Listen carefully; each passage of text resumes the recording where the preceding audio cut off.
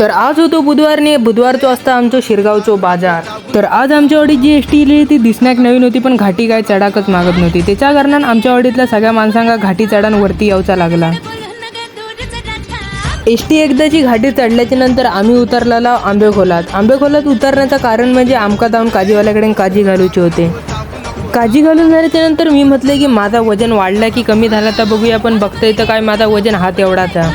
आंबेखोलात गेल्याच्या नंतर आई म्हणाली की चल मावशीकडे जाऊया. मावशीकडे गेल्याच्या नंतर कोकम सरबत पिलावणी आम्ही निघालो शिरगावात जाऊ. शिरगावात जाऊच्या अगोदर पहिला लोकेभवनमध्ये जाऊन लाईटीचा बिल भरून घेतला आणि त्यानंतर लादीवाल्याकडे जाऊन पत्र्याची प्राईस काढून घेतला. बाजारात दिल्याच्या नंतर बाजार पहिलं न करता बँकेत येऊन बँकेतनं पैसे काढून घेतला.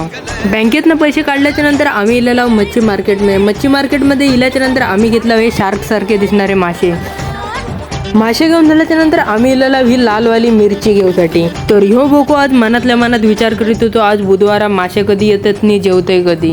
थोडंफार भाजीपाल्याचा बाजार केल्याच्या नंतर आम्ही गेला या वाढत्या गरमीत उसाचो रस पियाक.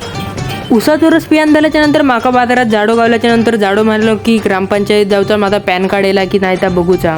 पॅन कार्ड काढून गेलेला ग्रामपंचायतीत, पण पॅन कार्ड काय भेटला नाही म्हणून फत्र्यावाल्याकडे नेऊन फत्रे घेतला. फत्रे टाकून टेम्पोतनं घेऊन इल्याच्या नंतर प्लेनच्या जागेवर आम्ही फत्रे उतरून घेतला.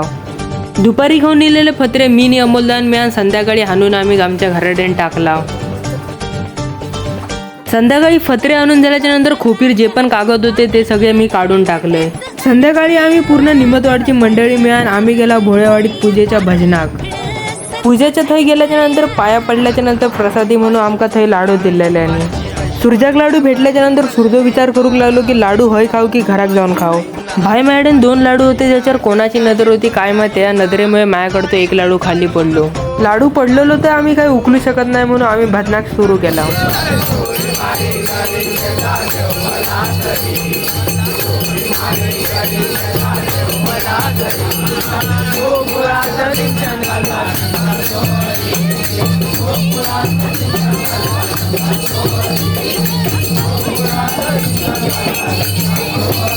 भजन संपल्याच्या नंतर पुन्हा आमका लाडू आले. त्या लाडू आमका पुन्हा कोणाची नजर लागायच्या अगोदर मी ते लाडू माझ्या पॅन्टीच्या खिशात टाकून दिले. लाडू वांगडा चाय पिल्याच्या नंतर आमच्या वाडीतल्यानी भजनाचं सामान सगळं पॅक करून घेतल्याने. तर भावनो, तुमच्या भावाचा ह्यो ब्लॉग तुमका कसं वाटलो तो नक्की कमेंट करून सांगा आणि तुमच्या भाव खात्यावर फॉलो करून घ्यावा.